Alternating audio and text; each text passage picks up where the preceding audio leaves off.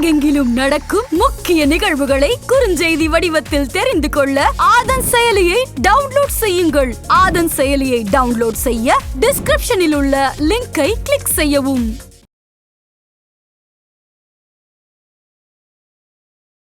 விவசாயிகள் இறந்துகிட்டு வராங்க. இந்த போராட்டம் எதை நோக்கி போகிறது? போராட்டத்துக்கு பின்னால் இருப்பது உண்மையிலே யார்? ஏன் இந்த நேரத்துல போராட்டம் பண்றாங்க அப்படின்றது உங்களுடைய கேள்வியா எனக்கு புரிஞ்சுக்கிறேன். தேர்தல் வரக்கூடிய இந்த நேரத்துல பாஜகவினுடைய அந்த அரசியல் செல்வாக்க வீழ்த்துறதுக்காக இந்த மாதிரி எல்லாம் நடக்குதோ அப்படின்னு நீங்க கேக்குறீங்க. ஏன் இவங்க இந்த நேரத்தை எடுத்திருக்காங்க அப்படின்னு சொன்னா, இதுக்கு மேல தேர்தல் நடந்ததுன்னா இந்த பெரு நிறுவனம் ஒரு விதையை கொடுக்குமா, அந்த விதையை தான் நம்ம மக்கள் யாருக்கு யார் கொடுக்கறது, எவனுக்கு எவன் சாப்பாடு போடுறது? இவங்க கொடுக்குற சாப்பாடை சாப்பிட்டுட்டு இன்னைக்கு நீ வளர்ந்துட்டு இவன் விதையை கொடுப்பானா, அதை கொண்டு நான் என் பூமியில விதைப்பனா, மறுபடியும் நான் அவன் கிட்ட போய் விதைக்கு நிப்பனா, அப்ப என் மண்ணையும் மல்லடாக்கிட்டு என் மனிதர்களையும் மல்லடாக்கிட்டு அப்படி ஒரு வாழ்க்கையை நான் ஏன் வாழணும் அப்படின்னு தான் போராடிட்டு நிக்கிறான். இந்த மருந்துகள் இருக்கு இல்லையா, குண்டு தயாரிக்கக்கூடிய மருந்துகள், அதை கொண்டு போய் வயல்ல போட்டா நல்லா விளையும். நீங்க நம்மாலும் பாவம், அவன் எழுத படிக்க தெரியாம கூட இருந்திருப்பான் விவசாயி, அதை போட்ட உடனே நல்லா விளையுதே அப்படின்னு சொல்லி போட்டான். அது போட்டதுக்கு அப்புறமா தான் தெரிஞ்சது. ஆதன் நியூஸ் நேயர்களுக்கு வணக்கம். இன்றைய நேர்காணலில் நம்மோடு இணைந்திருக்கிறார் பேராசிரியர் திருமதி மஞ்சுளா அவர்கள். வாருங்கள் பேசுவோம். வணக்கம் மேம். வணக்கம். இப்போ தொடர்ந்து பார்த்தீங்க அப்படின்னா விவசாயிகள் போராட்டம் டெல்லியில பெரிய லெவலில் உக்கிரமடைஞ்சிருக்குன்னு தான் சொல்லணும். கண்ணீர் புகை குண்டுகள் வீசியப்பட்டிருக்கு. விவசாயிகள் இறந்துகிட்டு வராங்க, இருக்கிற ஒரு 2-3 பேர் இறந்துட்டாங்க அப்படின்ற செய்தியும் வந்துகிட்டு இருக்கு. இந்த போராட்டம் எதை நோக்கி போகிறது? இந்த போராட்டத்துக்கு பின்னால் இருப்பது உண்மையிலே யார்? இந்த போராட்டத்துக்கு பின்னாடி இருக்கிறது நியாயமும் நேர்மையும் தான். ஒரு நம்ம பூமியில எந்த உலகத்துல எடுத்துக்கிட்டாலும் பசின்றது இருக்கும். பசிக்கு உணவு தான் கொடுக்கணும், வேற எதையும் நீங்க கொடுக்க முடியாது. அந்த உணவை கொடுக்கறது விவசாயம் தான். அந்த காலத்துல அதுவா வளர்ந்துட்டு இருந்தது, நீங்க எடுத்து சாப்பிட்டுக்கிட்டு இருந்தீங்க. இன்னைக்கு மக்கள் தொகை அப்படியா இருக்கு, விளைவிச்சு கொடுத்தாதான் உங்களால சாப்பிட முடியும். அப்படி இருக்கக்கூடிய மக்களை, உங்களுடைய பசிக்கு உணவு கொடுக்கக்கூடிய ஒரு வேளாண் மக்களை இவ்வளவு தூரம் அசிங்கப்படுத்துறீங்களே, நீங்கெல்லாம் அரசாட்சியில இருக்கிறதுக்கான தகுதியானவர்களா? அதாவது அழுத கண்ணீர் உங்களுடைய செல்வத்தை தேய்ச்சிடும் அப்படின்றாரு வள்ளுவர். நீங்க இருக்கக்கூடிய ஆட்சி அதிகாரத்தை எல்லாம் தூக்கி அடிச்சிடும் அப்படின்னு. அவங்கள பாக்குறோம், அந்த போராட்டத்தை, மனசு அப்படியே கலங்கி போச்சு. ஒருத்தர், அவங்க யாரு, இந்த மண்ணினுடைய மக்கள், அவங்க டெல்லி எல்லைக்குள்ள நுழையக்கூடாது அப்படின்னு சொல்றதுக்காக அந்த எல்லைக்குள்ள செவர் கட்டி வச்சிருக்கீங்களே, இது தகுமா? இது நீங்கெல்லாம் படிச்சுதான் இருக்கீங்களா? உங்களுக்கெல்லாம் மனசாட்சி இருக்கா? நீங்கெல்லாம் ஒரு பெரிய இடத்துல இருக்கீங்களே, உங்களெல்லாம் என்ன சொல்றது? அப்புறம் பார்த்தா நான் இப்படி நான் மனசோட பேசுறேன், எதோட வேணாலும் பேசுங்க, ஆனா நடைமுறையில என்னவா இருக்கீங்க? மேம், தேர்தல் நெருங்குற சமயத்துல இந்த மாதிரியான போராட்டங்கள் இருக்குன்னு போது வேற யாராவது தூண்டி விட்டு தானே பண்றாங்க. எடுத்து தூண்டி விட்டாங்கன்னா அந்த இது போராட்ட குழுக்குள்ள அந்த தூண்டி விட்ட கட்சி இருக்கா? தூண்டி விட்ட கட்சி அந்த போராட்ட குழு ஆதரிச்சுதா? வாங்க அப்படின்னு சொல்லுச்சா? இல்லையே. எந்த கட்சிக்காரங்களும் வராதீங்க, நீங்க ஆதரவு கொடுக்கறதா இருந்தா வெளியில இருந்து கொடுங்க, எங்களுக்கு வாங்க, நீங்க பேசுங்க, ஆனா இந்த போராட்ட குழுக்குள்ள வந்துடாதீங்க. ஏன்னா போராட்ட குழுக்குள்ள வந்தீங்கன்னா அது ஒரு அரசியலாக்கப்படும். அதனால நீங்க வேண்டாம். இது ஒரு விவசாயிகள், இந்த பூமிக்கெல்லாம், இந்த உலகத்துக்கெல்லாம் சாப்பாடு கொடுத்த அந்த விவசாய மக்கள் போராடினதாகவே இருக்கட்டும். அந்த போராட்டத்தினுடைய வெற்றி அந்த விவசாய மக்கள் ஒட்டுமொத்தமா இருக்கக்கூடிய இந்திய மக்கள் அனைவருக்கும் போய் சேரட்டும் அப்படின்றதுக்காக தான் நடத்துறாங்க. அதனால இதுக்கு பின்னாடி கெஜ்ரிவால் அரசு இருக்கா?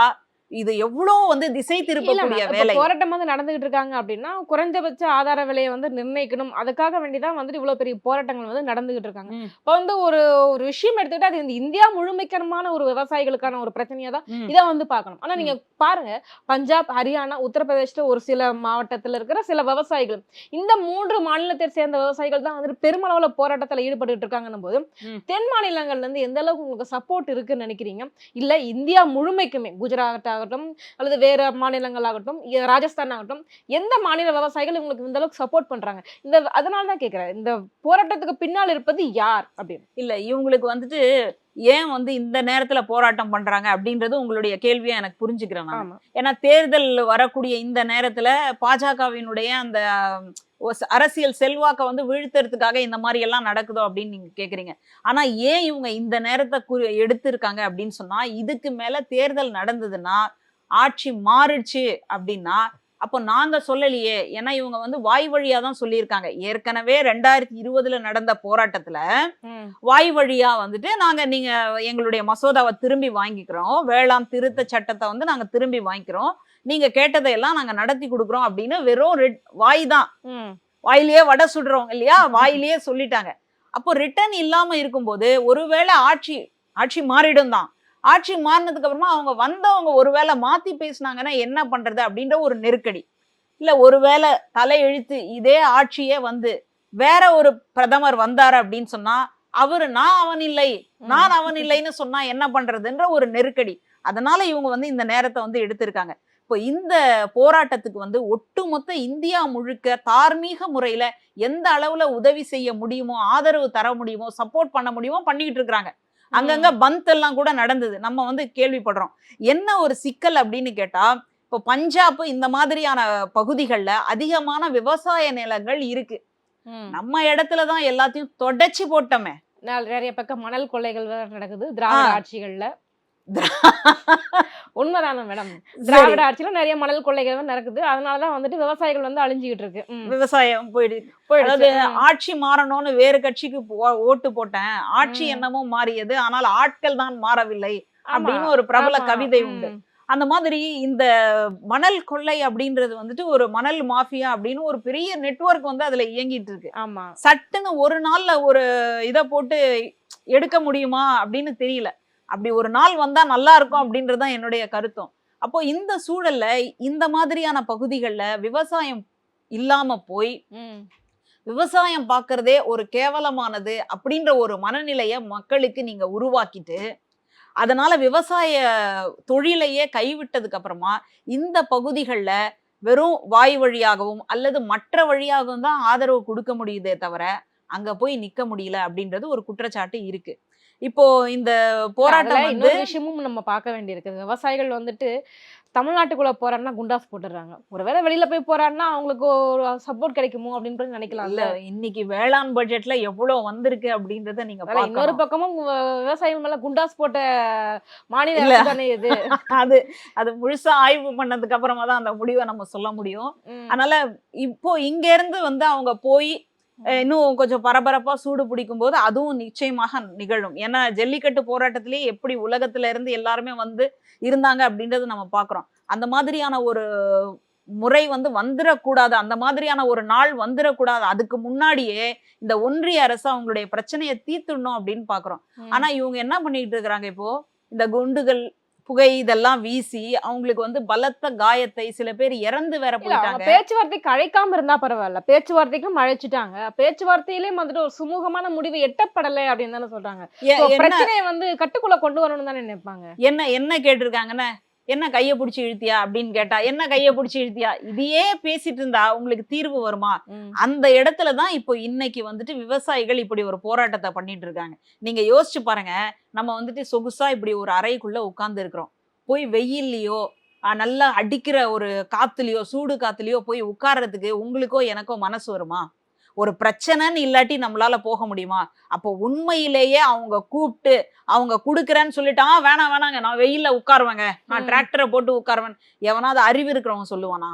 இது எல்லாமே மக்களை வந்துட்டு திசை திருப்புறதுக்காக ஒரு அதிகாரத்தினுடைய வாயில இருந்து பேசுறாங்க.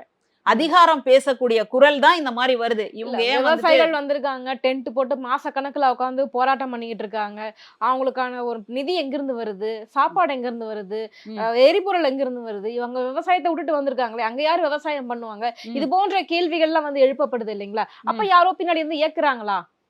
அப்படி இல்ல, அவ்வளவுத்தையும் எவ்வளவு பாதிப்பு நடந்தாலும் பரவாயில்ல, நான் இந்த விவசாய மக்களுக்காக என் உயிரையும் கொடுக்கறதுக்கு துணியறதுக்கு வந்து தயாரா இருக்கக்கூடியவங்க தான் போராளிகள். அப்படி வந்து அவ்வளோ போராட்டம் பண்ணதுனால்தான் இன்னைக்கு இவ்வளவு தூரம் நம்ம ஒரு பெரிய சுவாச காற்றை, சுதந்திர சுவாச காற்றை வந்து சுவாசிச்சுட்டு இருக்கோம். இன்னைக்கு வந்துட்டு நம்முடைய மொழிக்கே எவ்வளவு பெரிய ஆபத்து. அந்த மொழி போர் தியாகிகள் அப்படின்றவங்க சும்மா வெறும் பேர் கிடையாது, அது உயிரையே கொடுத்தவர்கள். அதனால்தான் அவங்க வந்து இன்னைக்கு இருக்கிறாங்க. அப்போ அந்த மாதிரி தியாகம் பண்ணித்தான் நமக்கு வந்துட்டு அதுக்கு பின்னாடி வர்றவங்க சொகுசான ஒரு வாழ்க்கையை வாழ்ந்துட்டு இருக்கிறாங்க. அதனால இவங்க வந்துட்டு இன்னைக்கு சாப்பிடுறாங்க, இன்னைக்கு வந்துட்டு இவங்க இந்த மாதிரி இருக்கிறாங்க, அங்க விவசாயமே நடக்கலையே, அப்ப யார் கொடுக்குறாங்க? இந்த பாஜக வந்து கையில எப்பவும் ரெடிமேடா ஒரு ஆன்சர் வச்சிருக்கு. என்னன்னா, எவன்லாம் வந்து போராடுறானோ அவன்லாம் ஆன்டி இண்டியன். அதை தாண்டி அவன் ஏதாவது ஒரு கல் எரிஞ்சிட்டான் அப்படின்னு சொன்னா அவன் வந்து நெக்ஸலைட்டு. அதை தாண்டி இவங்க இந்த மாதிரி அமைதியான முறையில போராட்டம் பண்றாங்கன்னா இவங்களுக்கு பின்னாடி வெளிநாட்டுல இருந்து நிதி வருது. அதுவும் யார் தெரியுமா? இந்த தீவிரவாதிங்க இருக்கிறாங்க பாருங்க, பாலிஸ்தான் தீவிரவாதி, அவங்க எல்லாம் தான் அனுப்புறாங்க அப்படின்னு சொல்றத வந்து ரெடிமேடா ஒரு ஆன்சர் வச்சிருக்கு.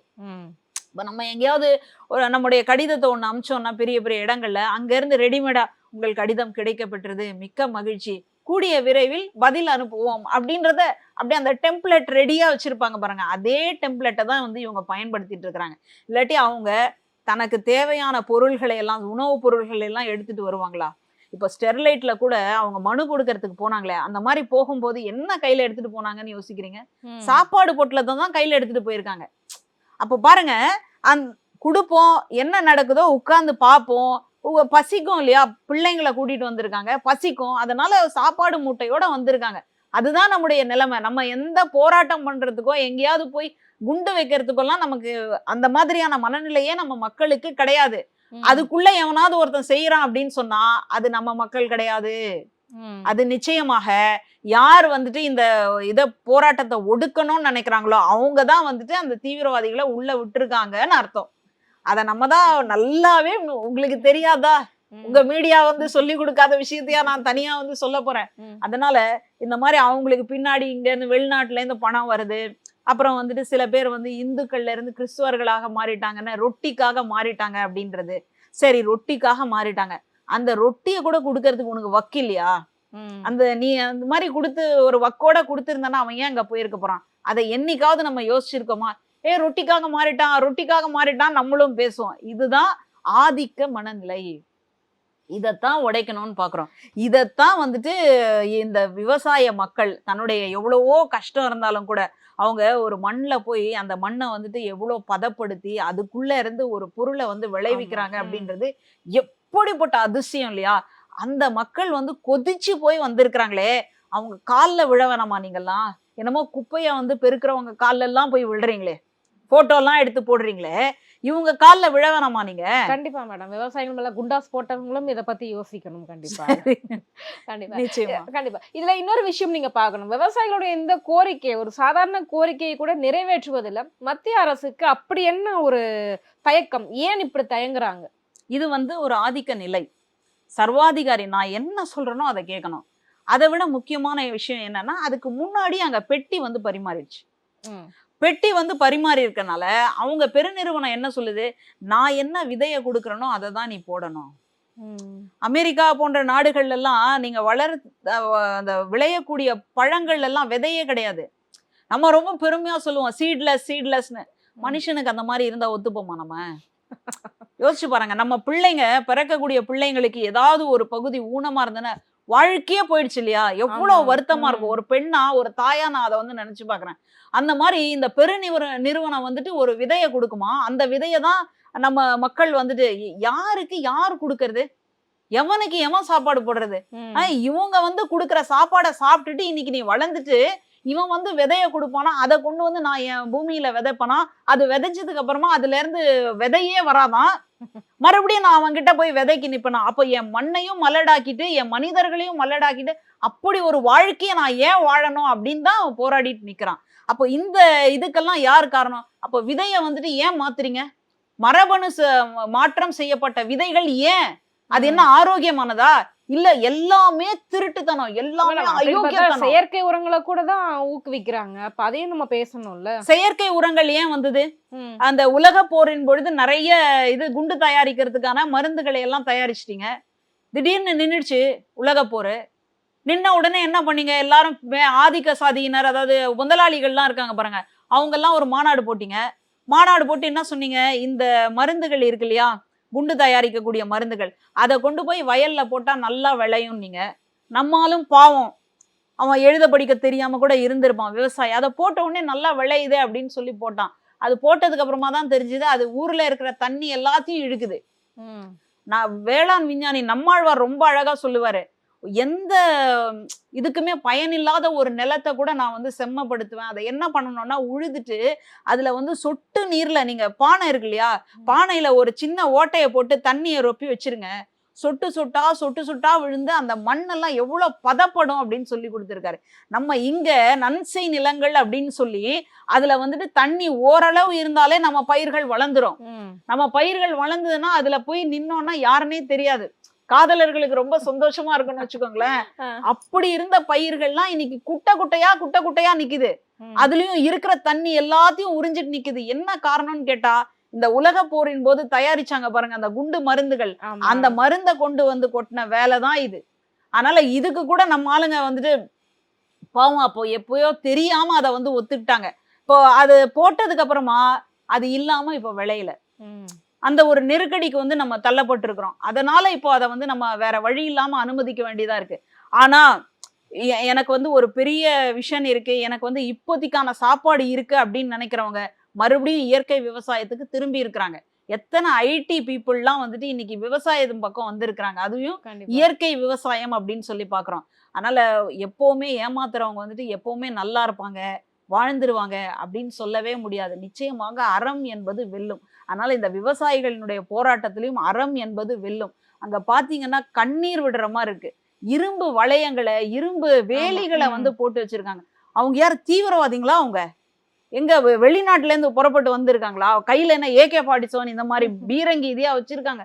அவங்க முன்னாடி இதை வச்சிருக்கீங்களே, அப்பவே உங்க அரசு தோத்து போச்சே, அப்பவே நீங்க சரிஞ்சிட்டீங்களே, மக்களுக்கு முன்னாடி உங்களால வந்து நிக்க முடியல அப்படின்னாலே நீங்க ஃபெயிலியர்.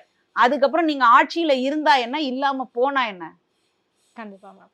எங்க கேள்விகளுக்கு ரொம்ப சிறப்பா பதில் சொன்னீங்க மேம். நன்றி.